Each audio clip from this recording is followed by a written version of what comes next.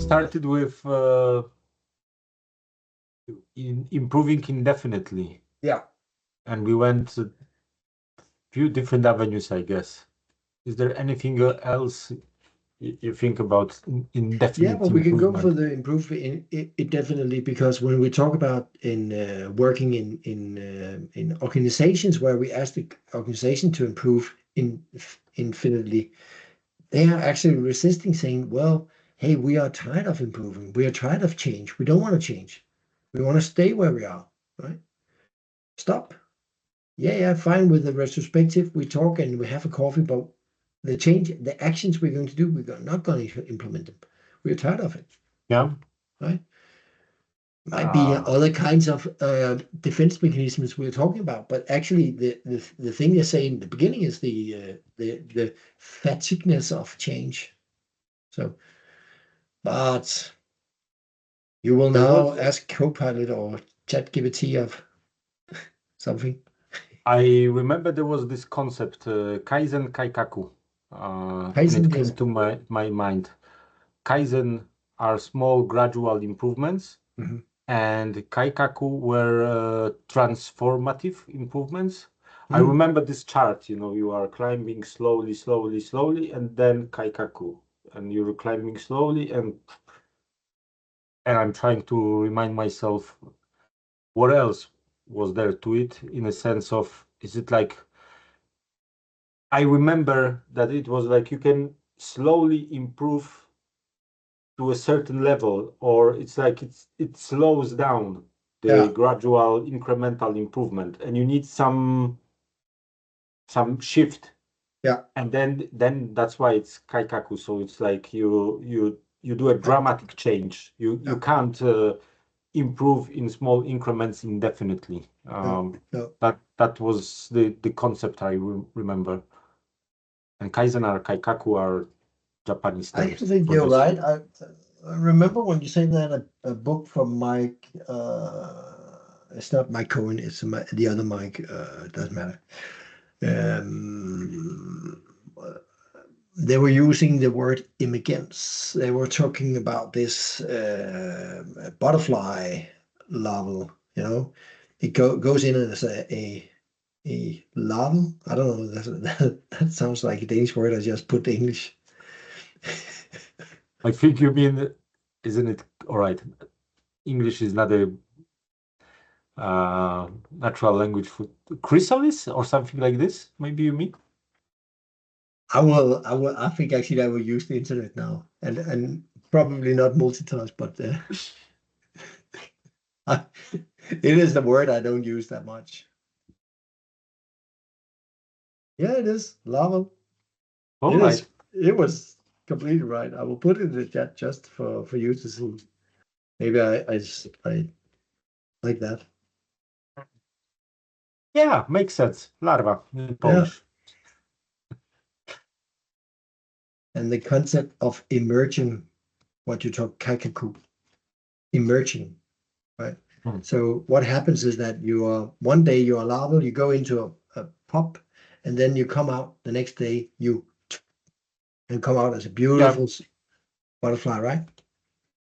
So it's like you're standing on the boiling point and vibrating, and when everything is over 100, then it's gone, right? So. It's also related to my personal experience of like when some companies start their agile journey. I remember my first company where we were doing a so-called agile transformation.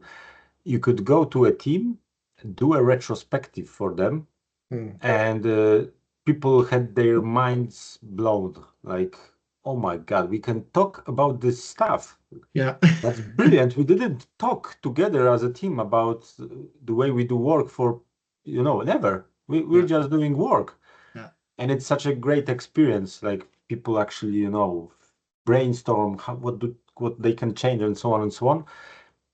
And it's a very different experience when you go to a company that was doing the agile thing for past 5 years. They have bi-weekly retrospectives. You come to do the retrospective and they're like, can we cancel it this week?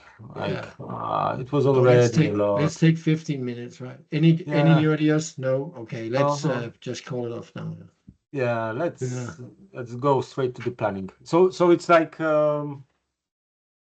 sometimes my personal experience is like this Kaizen really is huge at the beginning. Yeah, and it then goes almost that way. Going on again. It slows down, definitely. I don't know if with great skill if you can keep it coming. Yeah, indefinitely. I don't know. I don't have that skill.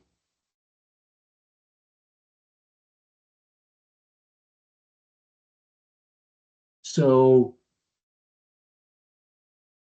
I also think many people get in that state as persons, right? So you go to school, it's not voluntarily school, it's like mandatory school. You go to that mandatory school, you get out of the mandatory school, the ground school, and then you go to the next layer, and that might be a voluntary, but it's not really voluntary, because if you don't go to school, you don't get competences to become anything. So you actually feel pressure to do that. So you do that by there's no motivation, inner motivation for it, right? So the might be that the inner motivation is gone, right? So it could be interesting to talk about how can we motivate people to want to improve. It could be improve themselves, change something. Improve is like change. We don't know if it's an improvement until we have done it. So we just need to make experiments, do some changes, and see what happens out of it, right? Great subject, and I don't feel well prepared to improvise it, because I remember it resonates very well with me. I was in one conference when the one talk was from some woman who was a psychologist, and she was talking about this idea that you can't motivate people. Don't ever try to do that. You can't motivate people. It's all about how they can find motivation in themselves, and what can you do to create an environment where when they find this motivation. And I remember it was a very good talk. She got me convinced, but that was a long time ago, and I don't.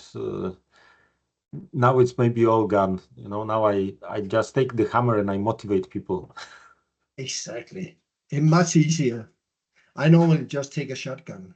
They are pretty motivated then. I was listening to a book with a Swedish guy called David Phillips, and he has a lot of YouTube and TED Talks. And actually, he's talking about, this book is called The Feelings, The Chemistry of the Feelings. David Phillips. And the interesting part of this is that he was starting looking at how can we actually make a cocktail so we are able to perform and be the best of ourselves every day in different lives. And he has a lot of good ways to do that. And he's talking about the hormones in your body, the dopamine, the oxytocin, yes. I don't know how to. And some of the other ones I can't remember right now, ephedrine and norephedrine and stuff like that, right? But cortisol and stuff. So we was talking about all the hormones, and hormone is something that is made in one of your part of your bodies and pushed into the bloodstream and affecting other places in your body. So a hormone is not just something local, but it's something that affects other parts of your body. A signal. Substance or whatever you want to call it, right? Almost like a phone call, right? Call up and say, hey, please do something in the other end of the body.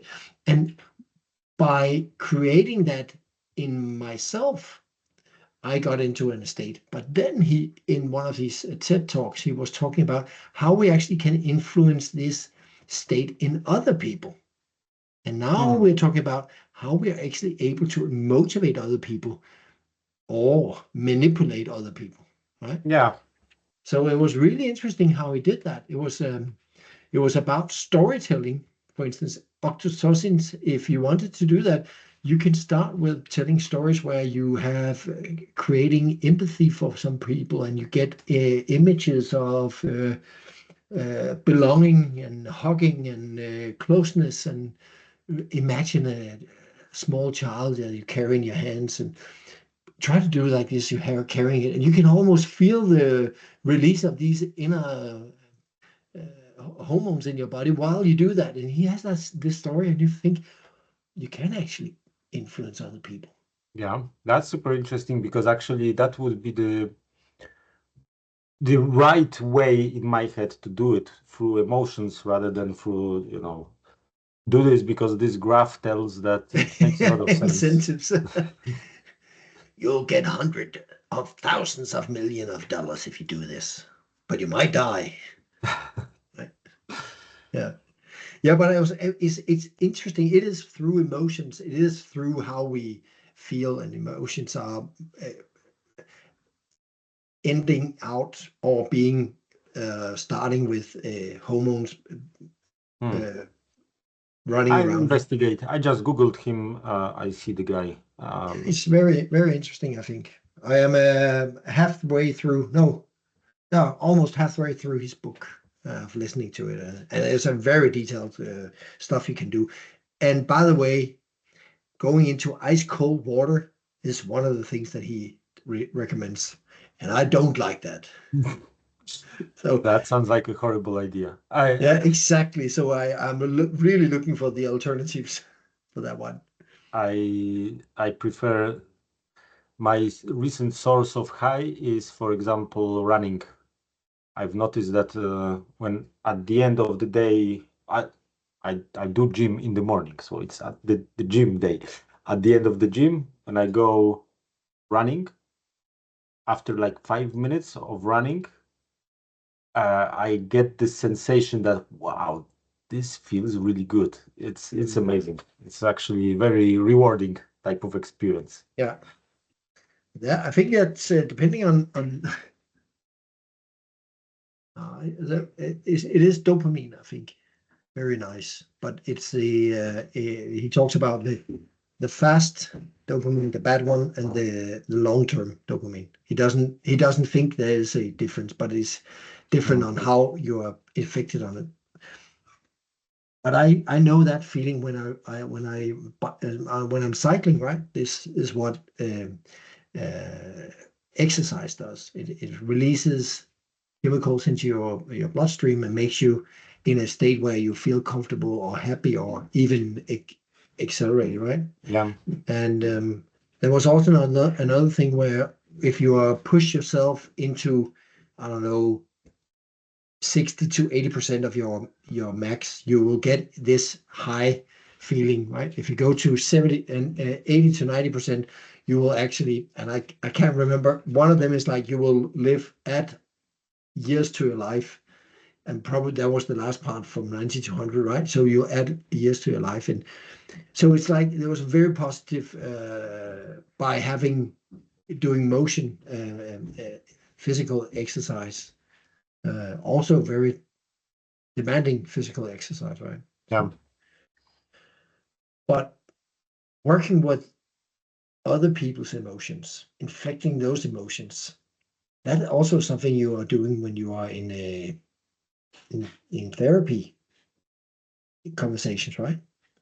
Because you are trying to empathize, you're trying to mentalize, you're trying to understand what the other person is going through, and then you're going to add resources, you're going to add positive observations in that